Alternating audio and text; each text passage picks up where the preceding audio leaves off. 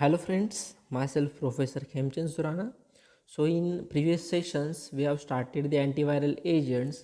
In that we have seen the introduction of the antiviral agents, structure of viruses, stages of viral replication, then virus receptors, antiviral therapy, and then further we have started the classification of antiviral agents. We have seen the different classification of antiviral agents, and further we have started the details of first category or the first major class. This is what nucleoside reverse transcriptase inhibitors, and in that we have discussed the purine nucleosides and nucleotide derivatives.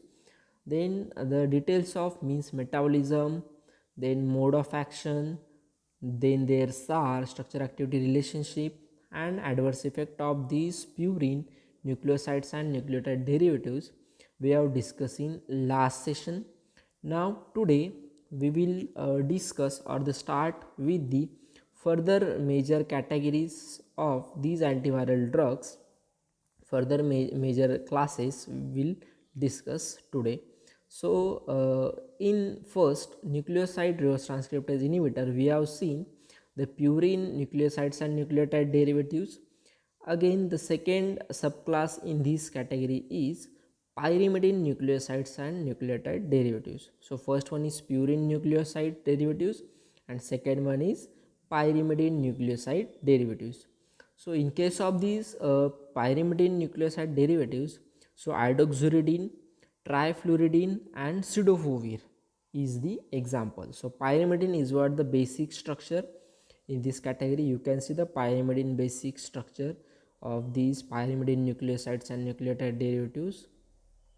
So in this category, iodoxuridine example, you can see the structure, then trifluridine and cidofovir. So all these structure need to draw. Further on these structures, there is what the mode of action of these second major category, which is pyrimidine nucleosides and nucleotide derivative. The here given the first mode of action of iodoxuridine. So iodoxuridine basically act as an antiviral agent against DNA virus. So it is what, so basically act on the nucleic acid or the DNA of the viruses.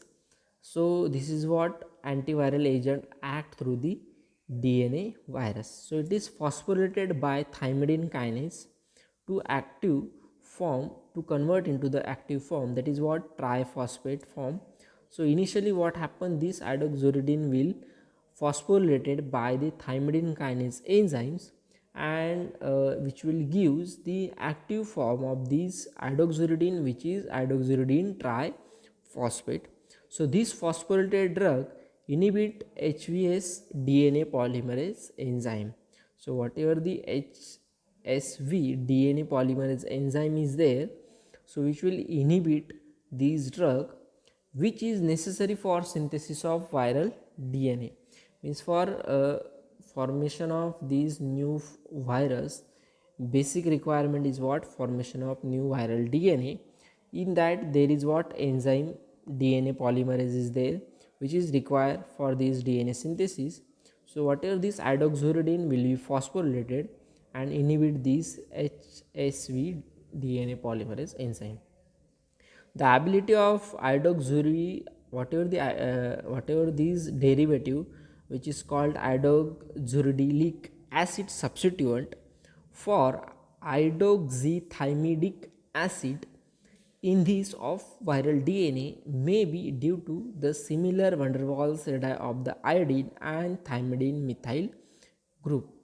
So basically whatever the substituent in case of this, which is basically because of the van der Waals radii of the iodine and thymidine group.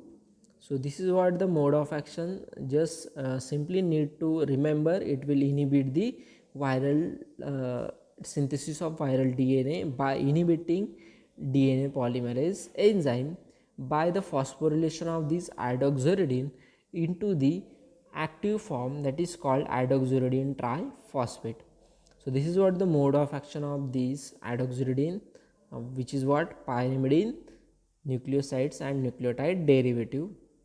Now metabolism of this hydroxyuridine is it has a plasma half life of 30 minutes, and it's rapidly metabolized in the blood, and whatever the metabolite is hydroxyuridine and uracil.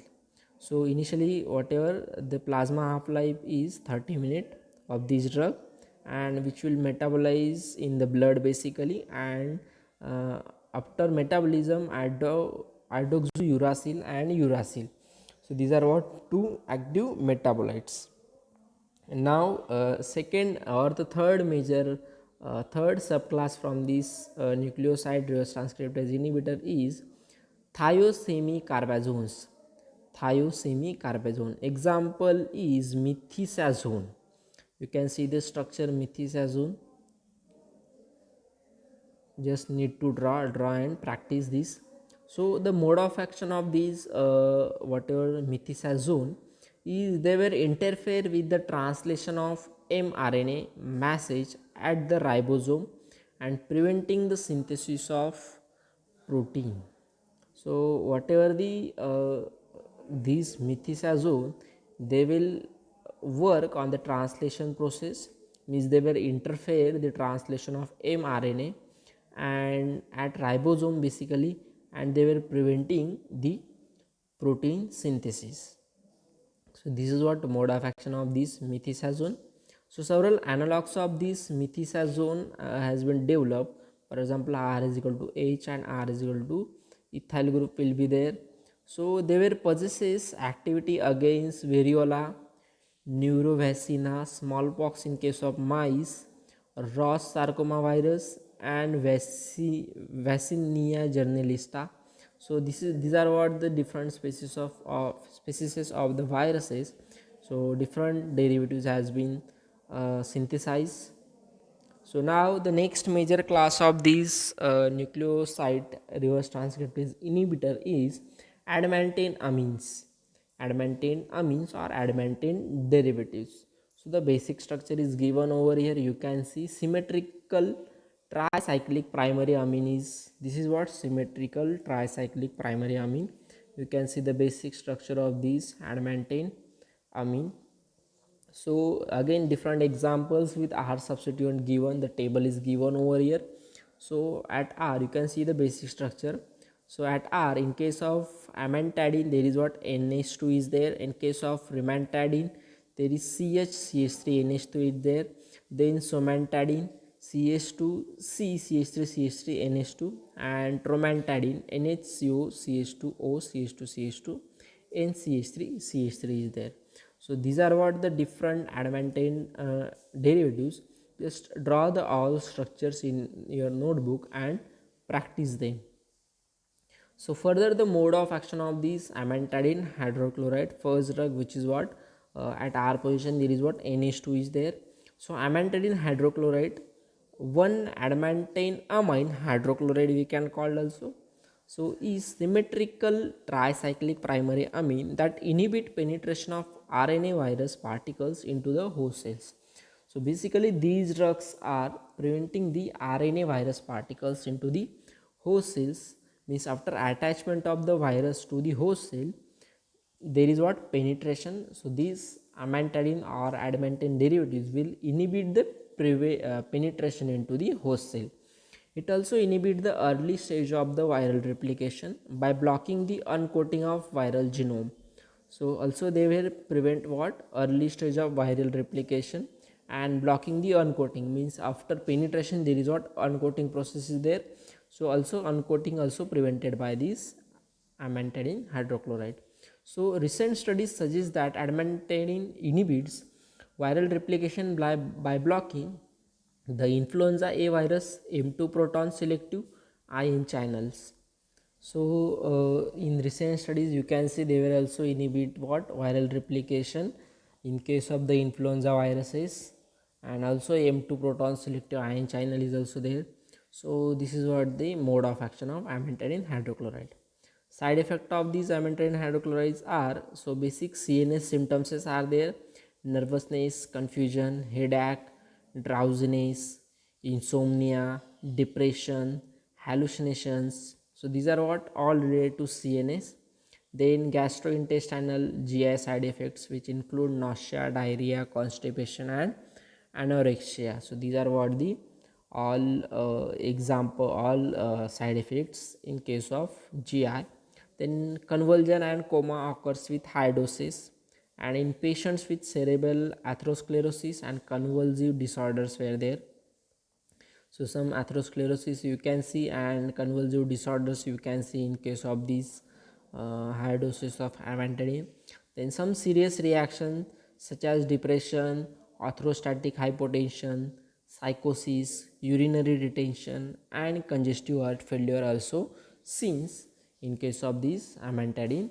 High doses or side effects of these amantadine includes these all. Now further mode of action of rimantadine hydrochloride. So rimantadine hydrochloride is alpha methyl 1 adamantane methylamine hydrochloride.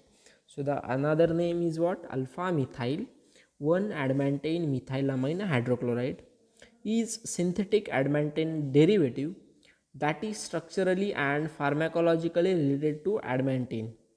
So it is what? Similar structure as like your adamantane. It is appears to be the more effective than adamantane hydrochloride against influenza A virus with fewer CNS side effects. So in case of adamantane we have seen, so they have shown the most kind of CNS side effects. So this rimantadine is also active against what? Influenza A virus and having less side effects. So, rimantadine hydrochloride is thought to interfere with virus uncoating by inhibiting the release of specific proteins. So, how basically they were act? They will interfere with the virus uncoating, means after attachment, penetration, and uncoating process is there. So, this rimantadine will act through the inhibiting or interfering this uncoating process, and also by inhibiting the release of specific proteins. It may act by inhibiting reverse transcriptase or the synthesis of virus specific RNA, but does not inhibit virus adsorption and penetration. So basic whatever the rimantadine hydrochloride is thought to interfere with uncoating and by inhibiting the release of specific proteins. So it may act by inhibiting the reverse transcriptase or the synthesis of virus specific RNA, but does not inhibit virus adsorption and penetration. Means they were not whatever the virus adsorption and penetration, they were not work, but they were work on the reverse transcriptase enzyme. So it appears to produce viriostatic effect in the virus replication. So they were shows what? Viriostatic effect they were in case of viral replication. So this is what the mode of action of rimantadine hydrochloride is there. Now further the metabolism of these amantadine and rimantadine. So metabolism of amantadine, approximately 90% of the drug is excreted unchanged by the kidney primarily through glomerular filtration and tubular secretion, and there is no reports of metabolic product. Acidification of urine increases the rate of amantadine excretion. So basically what happened, the 90% drug is excreted as a unchanged and by the kidney, and basically there is what? No reports of the different metabolic product of this amantadine has been found. So acidification of the urine increases the rate of amantadine excretion. So if the amantadine is excreted, at that time urine is should be the acidic. So this is what the symptom of the excretion of amantadine. So amantadine this is amantadine basically what? Primarily grow through the glomerular filtration and then tubular secretion. So now further metabolism of rimantadine. Rimantadine is metabolized in the liver and approximately 20% is excreted unchanged as a hydroxylated compound. So this rimantadine is metabolized in the liver and 20% is excreted unchanged as a hydroxylated compound. Now further, the SAR of adamantane amines. So in case of the SAR of adamantane amines, alpha methyl derivatives of the adamantane produce the rimantadine. So you can see the structure of adamantine and whatever the adamantine and rimantine. So whatever the rimantine is what the derivative of adamantine. You can see the basic substituent NH2 is there and CH3 NH2 is there. So the first point in case of the SAR is alpha methyl derivative of adamantane produces rimantadine. Second point is alpha methyl 1 adamantane methylamine is flumatidine. So alpha methyl 1 adamantane methylamine is what? Flumatidine derivative. Then N-alkyl and NN-dialkyl derivative of adamantane exhibits antiviral activity similar to that of adamantane hydrochloride. So whatever the N-alkyl and NN-dialkyl activity or the derivative of these adamantane, they were also exhibit the antiviral activity as like your adamantane hydrochloride or amantadine hydrochloride. Except glycyl derivatives, N-acyl derivatives shows decreased antiviral action and troamantadine possesses efficacy against clinical herpes labialis and H. genitalis. So also whatever the N-acyl derivatives or you can see the glycyl derivatives, exceptional cases are there.